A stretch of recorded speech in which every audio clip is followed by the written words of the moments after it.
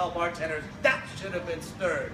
Because all you're going to do, unfortunately, is make an enemy of the bartenders. Bartenders are not known for their critical analysis or introspection, and they're definitely not known for something called self-scrutiny.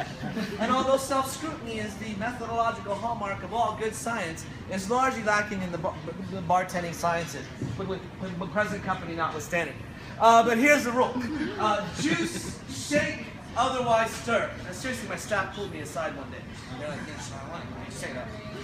Okay, so juice, shake, otherwise stir. But let me go over what I really mean. What I really mean is acidity. Now, why acidity? Well, bear with me here. Acidity integrates by donating hydrogen. It potenizes the alcohol. Okay, so the more or less hydrogens, the higher or the lower the pH levels of the drink, and thus the direct expression of tartness. Now, why the hell does that matter? Well, because here's a little secret about bartenders. The only reason bartenders can do what they do, which is make a lot of drinks in a short period of time for a lot of people, is because they utilize the energy of alcohol. As soon as alcohol hits ice, it melts the hell out of the ice, moving very quickly towards something called thermal equilibrium. Once equilibrium is reached, no more change between dilution versus chill. Well, it largely stabilizes. Now, why does that matter?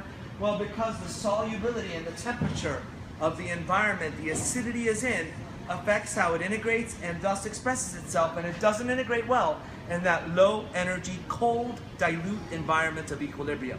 So you have a very short frame of window of time to integrate the acidity before equilibrium is reached. So you have to be proactive in creating energy, agitating the environment, i.e. shaking it. So practically speaking, for home use, the drink has to start out warm. As the drink gets colder, as it gets more diluted, is when you have to shake it. So if you're done shaking, we've all done this, and we're like, oh my god, I forgot to add the lime juice. You can't add the lime juice in there afterwards and reshake it and think you can fix the drink. No, you're actually all done. You need to start all over again. Whereas you can't forget the sugar, and you can add the sugar and reshake. It'll be about as good as it was had you not forgotten the sugar. Can't forget the acid, can't forget the sugar.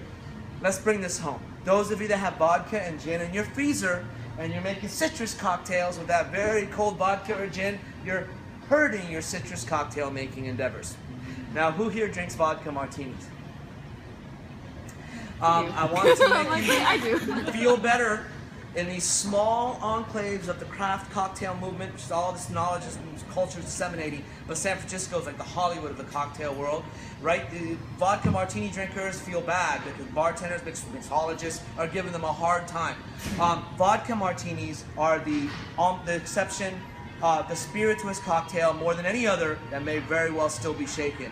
I think it makes sense.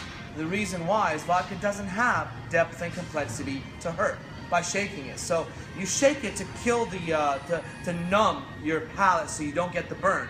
But you don't have to worry about numbing flavor because vodka doesn't have, that's just not what characterizes vodka.